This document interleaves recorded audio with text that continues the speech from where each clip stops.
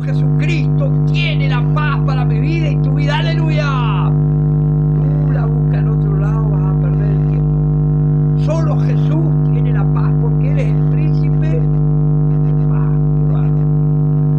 Bueno, y en San Mateo, capítulo 1, verso 21, el ángel dijo a José: y darán un hijo, y llamará su nombre Jesús. Porque Él librará al pueblo de sus pecados. ¿Quién iba a ser el libertador del pecado de todo el pueblo? ¡Aleluya! Y que su nombre iba a ser llamado Jesús. Que ese nombre, Jesús, significa salvación. Es el mismo nombre que Moisés le puso a Oseas. Le dijo que se iba a llamar Josué. El Señor es salvación. O sea, ese nombre significa Salvador. Por eso Pedro, cuando toma ese nombre, dice: porque en ningún otro hay salvación, porque no hay otro nombre dado a los hombres en que podamos ser salvos. No hay otro nombre debajo del cielo dado a los hombres que podamos ser salvos. En el único que hay salvación es en Jesucristo.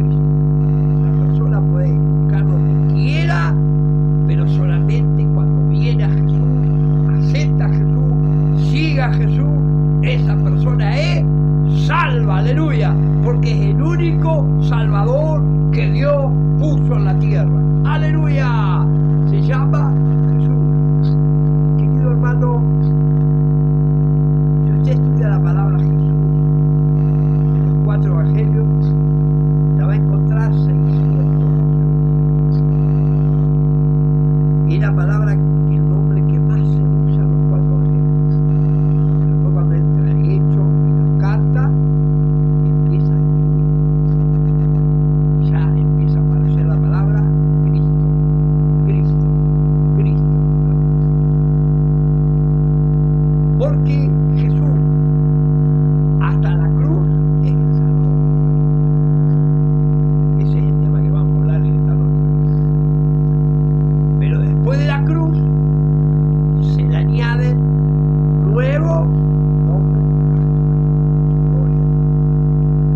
Así que Jesucristo, durante estuvo en la tierra, fue el único Salvador que Dios se llama Jesús. Por eso la Biblia habla en el capítulo 1 de Juan, dice: y en el principio era el Verbo, y el Verbo era con Dios, y el Verbo era Dios. Y más abajo sigue diciendo: ya que el Verbo se hizo carne. El Verbo, ¿qué es el Verbo? Se hizo carne. ¿Y qué es un verbo? Un verbo es una palabra que expresa acción. El verbo viene a ser el núcleo del predicado.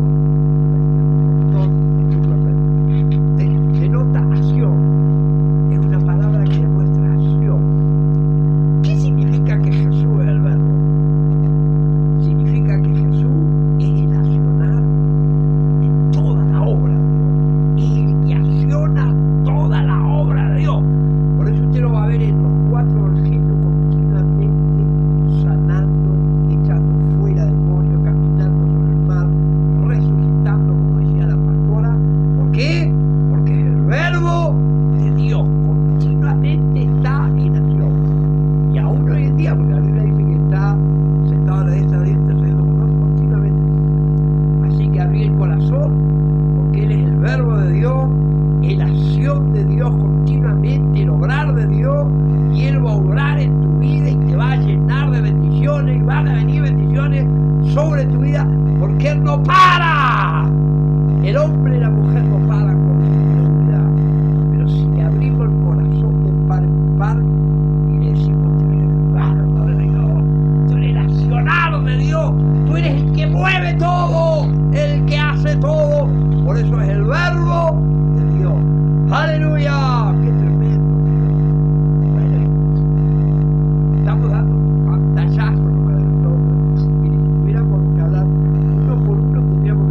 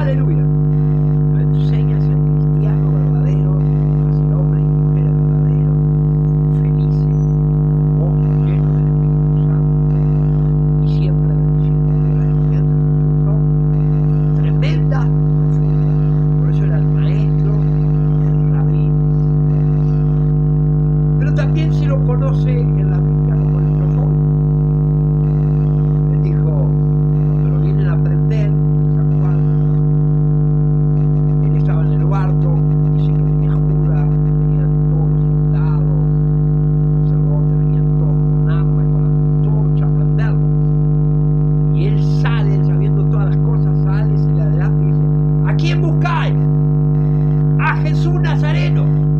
Yo soy, le dijo. Cuando dijo yo soy, todos retrocedieron, cayeron al suelo. Porque cuando dijo yo soy, estaban nombrando el nombre. El yo soy. En eso yo soy, el que tiene vida en sí mismo. El yo soy. El pasado, el presente, el que tiene conocimiento. ¡Aleluya! El yo soy. Tremendo.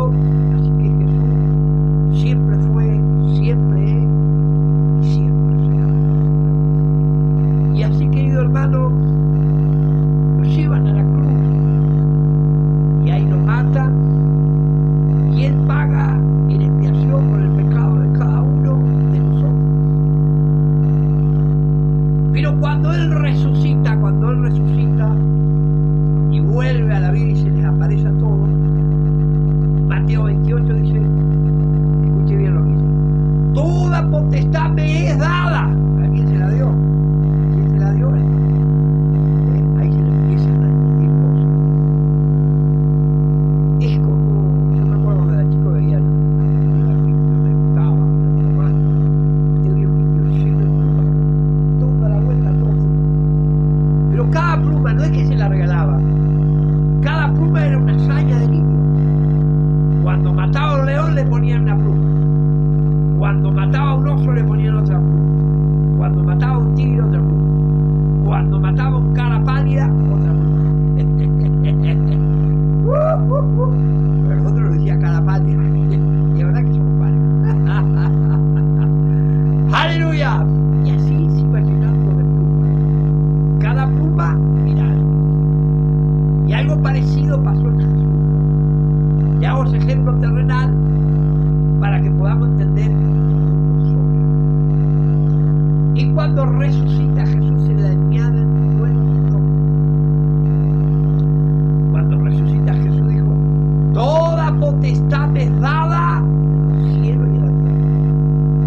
¿Quién se la dio, hermano? Así que Dios le dio toda la potestad. Por eso la Biblia dice que todo el poder, todas las riquezas, por cuanto le agradó al Padre, dice, que en Él habitase toda la plenitud de la deidad. Todo junto. Si estudiamos todas las cartas hay que dar testimonio de Dios. Cuando Él estuvo en la tierra, cuando Él sale del agua, capítulo 3 de San Lucas dice que salió orando y el cielo se abrió y vino el Espíritu Santo en forma corporal. Quiere decir que ahí estaba Jesús, ya el Espíritu Santo estaba en la tierra. Pero dice que se oyó una voz de los cielos. ¿Quién era el que hablaba? El Padre. Tú eres mi Hijo amado, en ti tengo complacencia. ¿Quién dio testimonio de los cielos? Dios. Capítulo 17 de San Mateo, el capítulo 9, la transfiguración. Dice que ahí estaba Pedro, Juan y Jacob, Moisés y Elías y Jesús. Mire qué reunión ahí arriba. Mire qué reunión, tremendo. Y dice que bajó una nube. Hicieron bajar la nube. Y una nube los cubrió y de la nube escucharon una voz. En la nube. ¿Quién le habló? El Padre. Ahí habla el Padre. Y el Padre dijo, ¿sabe lo que dijo? Este es mi Hijo amado en quien tengo complacencia. A Él oí. Y dice que Dios nos dio una orden que tenemos que oír. Encontramos 2 veces que Dios le habla. Incluso aun cuando Él oraba, Dios le contestaba. San Juan capítulo 12. Jesús dijo, Padre, glorifica tu nombre. Y dice que se escuchó una voz del cielo que dijo, lo he glorificado y lo glorificaré otra vez. 2 veces. Y la gente decía, un trueno será. Otros decían, algún ángel le habló. Vino esta voz. Dios le hablaba, Señor. Dios dio testimonio de los cielos de que Él era el Hijo amado. Dios dio testimonio que Él lo oía y aún los demonios. Los demonios lo conocían. Entró en la sinagoga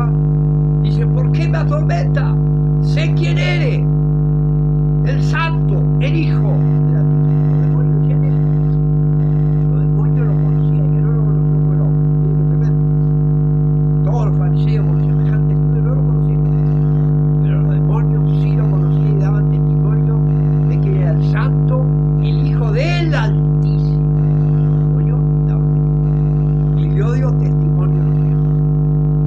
Por eso, cuando resucita, les añadió todo el poder, Dios le entrega todo a Jesús. ¿Por qué? Porque en Filipenses capítulo 2, verso 5, Pablo explica: haya pues este sentir que hubo también en Cristo Jesús, el cual, siendo en forma de Dios, no estimó el ser igual a Dios como cosa que aferrarse, sino que se despojó a sí mismo, y tomando en forma de siervo y estando en la condición de hombre, se humilló hasta el sumo, y fue obediente hasta la muerte y muerte de cruz. Se humilló y obedeció. Por eso Dios, dice, por eso Dios le exaltó y le dio un nombre sobre todo nombre, para que en el nombre de Jesús se doble toda rodilla, de los que están en los cielos, en la tierra y debajo de la tierra, y toda lengua confiese que Jesucristo es el Señor. ¿Quién fue que lo saltó? ¿Por qué lo saltó? Él, cuando tuvo la tierra, se humilló, se hizo obediente, guardó la palabra de Dios. Dice Hebreo: y Cristo en los días de su carne, ofreciendo ruego y súplica al que lo podía liberar de la muerte, fue oído a causa de su temor reverente, y aunque padeció, fue perfeccionado por lo que padeció. Sinceramente, aquí dice que cuando Cristo estaba en la tierra, se humilló hasta el sumo, con lágrimas y gran clamor oraba. Cuando oraba solo, usted no sabe lo que decía, pero la Biblia ahí lo cuenta. Dice que lloraba. Muchas veces la gente dice: Jesús lloró delante de la tumba. Ya lloró siempre, arrodillado ahí delante de Dios. Aquí lo dice la Biblia, con lágrimas y súplica, que le rogaba. Por eso que usted lo va a encontrar en Jesús: Padre, que no se haga mi voluntad sino la tuya. Si tengo que beber esa copa, que se haga tu voluntad y no la mía. Él sabía que su cuerpo lo iban a matar, y era tremendo lo que él tenía que pasar. Pero él puso todo su cuerpo al sufrimiento bajo la voluntad de Dios. Por eso dice que la transpiración parecía grandes gotas de sangre, y tuvo que bajar un ángel del cielo para fortalecerlo, porque era tan tremenda la prueba que Dios le mandó un ángel que lo quitó. Pero se humilló tanto, querido hermano, hasta lo sumo, que Dios lo salvó y le dio un nombre que es sobre todo nombre, para que en el nombre de Jesús se doble toda rodilla y toda lengua confiese que el Señor Jesucristo es el Señor, el Kyrio en griego, o el Curio, escucha, Kyrio o Curio, más o menos. Y se cuenta que Pablo lo escribe estando en Roma preso, que Jesús era el Kyrio, y el imperio romano había desatado una persecución contra los cristianos, ¿me dio, hermano? Porque todo el imperio romano nombraba al César, y para ellos el César era el Señor, era el divino. Todos adoraban al César como un Dios, querido hermano. Entonces los cristianos decían: no, el Kyrio es el Señor, y por eso lo mataban. Desde que se comenzó a predicar el Evangelio hasta el año 400 y pico, querido hermano, hasta Constantino, una persecución tremendo, Nerón mató millones, hermano. Era la antorcha en su palacio, en los círculos romanos, tremenda la matanza, porque ellos confesaban que Jesús era el Kyrio, aleluya, que Jesús era el Señor, aleluya.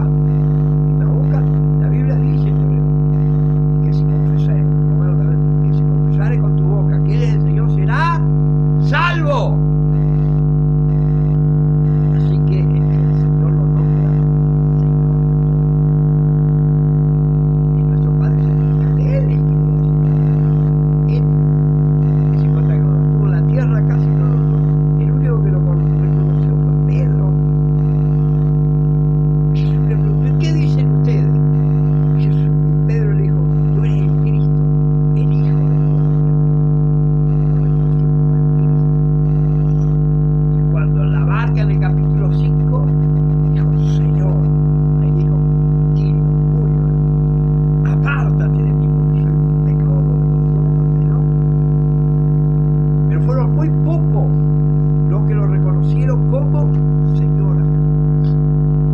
Pero ahí Dios le añade, le pone que Jesús es el Señor. Y se le siguen añadiendo nombres, ¿no? Por eso, en todas las cartas usted va a encontrar en Cristo, ya la palabra Jesús es tuyo, ¿no? Nos ha bendecido con todas las bendiciones espirituales en los lugares celestiales en Cristo. Estamos sentados en los lugares celestiales en Cristo. Todo en Cristo, en Cristo, en Cristo. ¿Por qué? Porque Jesús es el Salvador. Cuando completa su obra, vas a ser el Cristo ungido. La palabra Cristo también significa el divino. Ya vas a ser divino, el ungido de Dios, el que está allá arriba, sentado a la diestra de Dios. ¡Aleluya! También encontramos en el capítulo 5, se lo pueden leer en hebreo, pero dice que Cristo no se dedicó a sí mismo, Él no se dio la gloria, sino que le daba siempre la gloria a Dios. 5:10, y Él fue declarado sumo sacerdote por Dios, dice, conforme al orden de Melquisedec. ¿Quién lo declaró sumo sacerdote? Y fue declarado por Dios, dice, sumo sacerdote conforme al orden de Melquisedec. Y cuando estuvo predicando no fue sumo sacerdote, pero después se le añade, ¿no? Tenemos que entender el Cristo hasta la cruz y el Cristo después de la cruz. Incluso hay que leer la Biblia muy tranquilo, muy despacio. Usted dice Jesucristo, Jesús, Cristo. Pero lo que hemos leído, haya pues sentir que hubo en Cristo Jesús. Lo nombra de atrás para adelante. Nosotros decimos Jesús, Cristo. Acá dice haya te sentir Cristo, Jesús. Nombra a Cristo primero, ¿no? Porque el Cristo es el divino, es el ungido. Jesús fue el terrenal, el que tomó un cuerpo, y ese cuerpo lo entregó por nosotros, por el Cordero de Dios. Terminamos con él. Gloria a Dios. Por eso hay que leer muy tranquilo la Biblia, muy tranquilo, para poder lograr entenderla en el nombre de Jesús. Así que fue declarado sumo sacerdote. Y en 1 Juan capítulo 2 verso 1, anótelo, hijito, dice, si alguno viene en pecado, abogado tenemos para con el Padre, a Jesucristo. Y Él es la propiciación por nuestros pecados. No solamente por los nuestros, sino por todos. Ahí Jesús recibe el título de abogado. ¿Qué era eso? El sumo sacerdote fue declarado por Dios. El sumo sacerdote aceptaba la derecha de intercediendo por nosotros. O sea, Él se sentó a interceder por nosotros. Yo le dije que el verbo está trabajando. Está intercediendo por nosotros como sumo sacerdote. Pero también cuando pecamos, Él tiene que interceder como un abogado delante de Dios. Usted recuerda que Dios es el juez de toda la tierra. Así que tenemos un abogado que intercede por nosotros para que Dios nos perdone todo pecado. ¡Aleluya! Así que tenemos el intercesor, tenemos el abogado que nos está defendiendo continuamente allá arriba en los cielos. Tremendo, querido hermano. Así que se le fueron añadiendo tremendo. Yo le puedo mostrar más cantidad, ¿no? Es tremendo. Usted encuentra en el Apocalipsis el santo, el justo, el verdadero, la estrella de David, el amén. Es impresionante la cantidad de títulos. Rey de reyes, Señor de señores, ¿no? Rey de reyes, Señor de señores, una cantidad. Pero acá Juan, cuando ve a Jesús, no le dice el Rey de reyes, el sumo sacerdote, el gran apóstol, no le dice nada de eso, porque en el note también le fue declarado el apóstol de nuestra profesión, el autor y confirmador de la fe también. Es impresionante lo que fue declarado. Después yo no les puedo enseñar todo, no nos vamos más, ¿no? Pero, querido hermano, vamos al tema que estamos hablando. Cuando Juan el Bautista lo ve y